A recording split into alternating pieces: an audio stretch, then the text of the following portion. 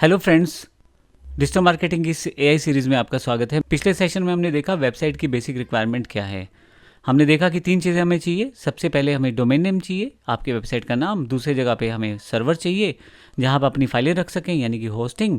और तीसरा हमें वो टेक्नोलॉजी या वो तरीका चाहिए जिससे हम अपनी वेबसाइट बना पाएँ, जैसे कि वर्डप्रेस। तो हमारे पास अब बात करेंगे हम वर्डप्रेस के बारे में कि किस वर्डप्रेस क्या है, उसके क्या फीचर्स हैं और किस तरह से हम उसका प्रयोग अपनी वेबसाइट्स के लिए कर सकते हैं। तो मैं जब वर्डप्रेस की बात करता हूँ तो वर्डप्रेस एक ऐसी टेक्नोलॉजी है जिससे आप अपनी वेबसाइट को बड़ी आसानी से बना सकते हैं। ये एक पहले से बना हुआ कंटेंट मैनेजमेंट सिस्टम है जिसको CMS भी कहते हैं।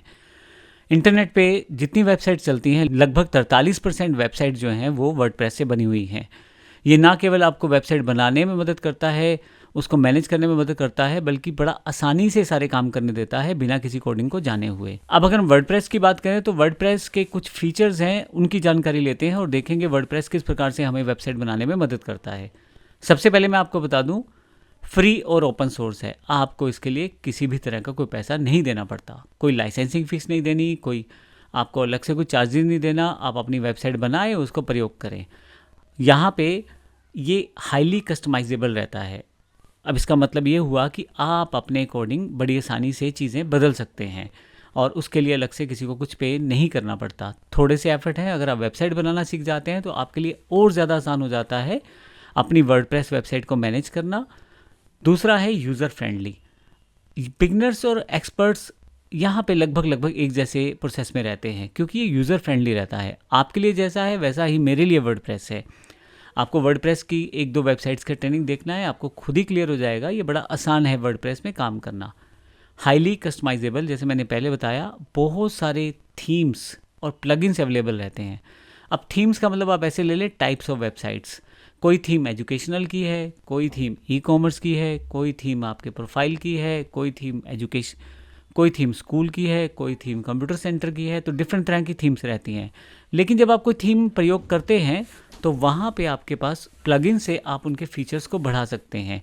जैसे मान लीजिए मैं कोई ऑनलाइन कोर्स बेचना चाहता हूँ तो उसके लिए एक थीम प्रयोग करूँगा, लेकिन उसमें सेल्स कैसे आएगी, इसके लिए मैं किस तरह का सिस्टम बनाऊँगा, उसके लिए मैं LMS प्लगइन्स यूज़ कर सकता हूँ। प्लगइन्स उस थीम के ऊपर और बेहतर तरीके से काम करता है और कुछ सॉफ्टवेयर या ऑनलाइन कोड की फैसिलिटी देता है जिससे आपका काम और आसान हो जाता है। प्लगइन बेसिकली छोटे छोटे पीसीज ऑफ कोड रहते हैं जो कि आपके कार्य को और आसान बनाते हैं।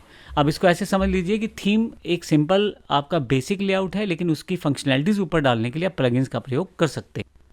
अगला जो फीचर है SEO फ्रेंडली। आप SEO का मतलब है सर्च इंजन ऑप्टिमाइजेशन, जिसको मैं पहले भी इस टर्म्स को यूज़ कर चुका हूँ।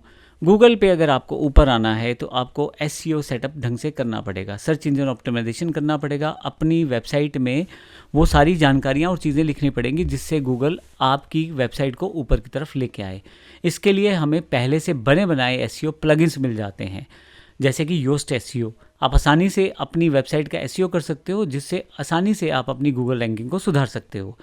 तो बड़ा सीधा सा बात है कि अगर जितना रैंकिंग आपका अच्छा होगा गूगल में, उतने ज़्यादा लोग आएंगे, उतनी ज़्यादा सेल्स रहेंगी, उतने ज़्यादा आपको कस्टमर्स मिलेंगे। तो SEO का सबसे बड़ा बेनिफिट ये रहता है।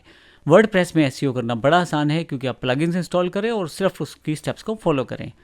Responsive and mobile friendly. अब यहाँ पे जब आप मोबाइल पे अपनी वेबसाइट को देखते हैं तो वहाँ पे ऐसा ना हो कि डिज़ाइन अलग हो। कंप्यूटर पे देखें तो ऐसा ना हो डिज़ाइन अलग हो, और अगर आप अपने टैब्स पे देखें तो वहाँ भी अलग डिज़ाइन से आपको प्रॉब्लम हो जाएगी देखने में, यूज़र के एक्सपीरियंस में। वर्डप्रेस में डिफ़ॉल्ट फीचर्स रहते हैं जिसके लिए मैक्सिमम वेबसाइट्स या थीम्स पहले से ही मोबाइल फ्रेंडली रहती हैं, रिस्पॉन्सिवनेस उनमें पहले से रहती है। इसके अलावा अगला जो फीचर है सिक्योर एंड स्केलेबल है। आपकी जो वेबसाइट है वो पूरी तरह से सिक्योर रहती है। जैसे जैसे आप काम करते हैं वैसे वैसे आप इसका स्केल बढ़ा भी सकते हैं। आपके पास वर्डप्रेस बहुत सारे प्लगइन्स देता है जिसको आप इंस्टॉल करके कहीं ना कहीं अपनी सब चीज़ें संभाल के रख सकते हैं, जैसे कि backup plugins. All in one बड़ा इंपॉर्टेंट प्लगइन है। इस तरह से अपड्राफ्ट एक प्लगइन है। इसका फ़ायदा ये रहता है कि आप अपनी वेबसाइट को समय समय पर बैकअप रख सकते हैं और अगर किसी कारण से कुछ इश्यू आया है तो आप रिस्टोर करके उसी जगह से दोबारा शुरुआत कर सकते हैं।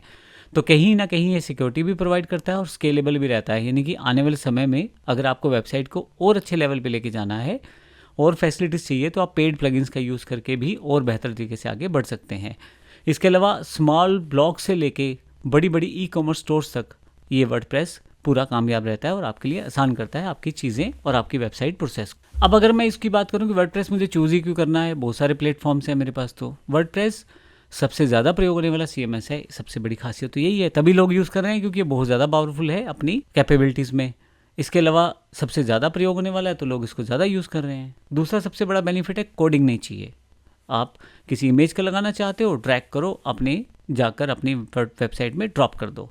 इसी तरह से आपको कोई इमेज लगानी है, वीडियो लगाना है, कुछ भी इस तरह से बड़ी आसानी से आप कर सकते हो। इसके लिए आपके पास प्लगइन्स आते हैं, जैसे एलिमेंटर प्लगइन है या पेज बिल्डर प्लगइन है। हम देखेंगे एलिमेंटर के साथ काम करके किस तरह से आप अपनी वेबसाइट को प्रोसेस कर सकते हैं। अफोर्डेबल एंड स्केलेबल, मैंने पहले भी बताया कि स्मॉल बिजनेस से लेकर लार्ज एंटरप्राइजेस तक आप बड़ी आसानी से इसका प्रयोग कर सकते हो।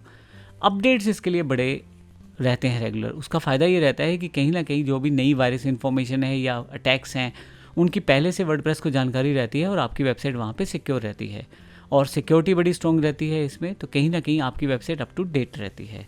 अब अगर बात कौन कौन सी तरह की वेबसाइट आप बना सकते हो इसमें, तो मैं आपको बता दूं, आप बिजनेस वेबसाइट्स बना सकते हो, प्रोफेशनल साइट्स, स्टार्टअप बिजनेस के लिए हो, एजेंसीज के लिए हो, ब्रांड्स के लिए हो, बड़ी से बड़ी वेबसाइट आप अपनी बड़ी आसानी से वर्डप्रेस में बना सकते हो।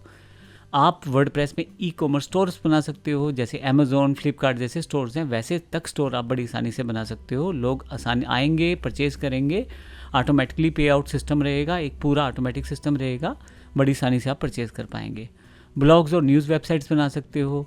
बहुत सारे आपके पास ब्लॉग्स और न्यूज़ वेबसाइट्स बनाने की टेम्पलेट और थीम्स रहती हैं। तो कंटेंट अगर क्रिएटर हैं आप, राइटर हैं, पब्लिशर हैं, तो ऑनलाइन आप इन सब चीज़ों का यूज़ करके अपने लिए न्यूज़ वेबसाइट्स बना सकते हैं।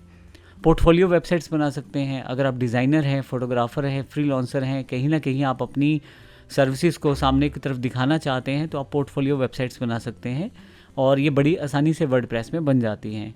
मेंबरशिप और कोर्स वेबसाइट, अब जैसे मेरा प्रोफेशन है, मैं ऑनलाइन कोर्सेज़ को सेल्स करता हूँ, तो मेरे पास LMS प्लगइन्स का यूज़ करके अपने कोर्सेज़ को बेच सकता हूँ, सब्सक्राइब करवा सकता हूँ। LMS प्लगइन्स का यूज़ करते हुए मैं अपना पूरा का पूरा मेंबरशिप सिस्टम चला सकता हूँ। तो जितने लोग मेरी वेबसाइट पे आएंगे वो उस मेंबरशिप सिस्टम के अंतर्गत मेंबरशिप ले सकते हैं, तो मेरे लिए एक अर्निंग का सोर्स हो जाएगा। इस ना तो मैंने कोई ऑफलाइन सिस्टम लगाए हैं, ना किसी तरह से ऑफलाइन को अरेंजमेंट किया है, सब ऑनलाइन है। लोगों के मोबाइल पे ऑटोमेटिकली वो लॉगिन होना शुरू हो जाएगा और वो वहाँ से वीडियोज़ को पे करके देख सकते हैं। इसी तरह से सोशल नेटवर्क फॉर्म्स के लिए भी आप इसका प्रयोग कर सकते हैं। एक ऑनलाइन कम्युनिटी चाहते हैं आप, या ऑनलाइन एक कनेक्शन चाहते हैं लोगों से, कुछ क्वेश्चन आंसर आप पूछना चाहते हैं, कुछ रिप्लाई चाहते हैं, एक तरह का डिस्कशन फॉर्म चाहते हैं, तो ये सारी की सारी वेबसाइट आप बड़ी आसानी से वर्डप्रेस में बना सकते हैं। उसके लिए आपके पास पहले से बने बनाए प्लगइन्स रहते हैं, प्लगइन्स इंस्टॉल करें और आपका प्रोसेस ऑन हो जाता है। तो मेरे हिसाब से वर्डप्रेस में आप किसी भी तरह की साइट बना सकते हैं, आपके पास पूरी आज़ादी रहती है। तो हमें, जैसा मैंने अभी आपको बताया पिछले पूरे सेशंस में, आपको वेबसाइट बनाने के लिए 3 चीज़ें चाहिए। डोमेन, सबसे पहले नाम, होस्टिंग, फाइल्स रखने के लिए जगह, और तीसरा टेक्नोलॉजी जिसमें आप वेबसाइट बनाना चाहते हैं, यानी कि वर्डप्रेस। तो हम अगले सेशन में देखेंगे किस तरह से हम डोमेन परचेज कर सकते हैं, होस्टिंग परचेज कर सकते हैं और वर्डप्रेस को उसमें इंस्टॉल कर सकते हैं। धन्यवाद।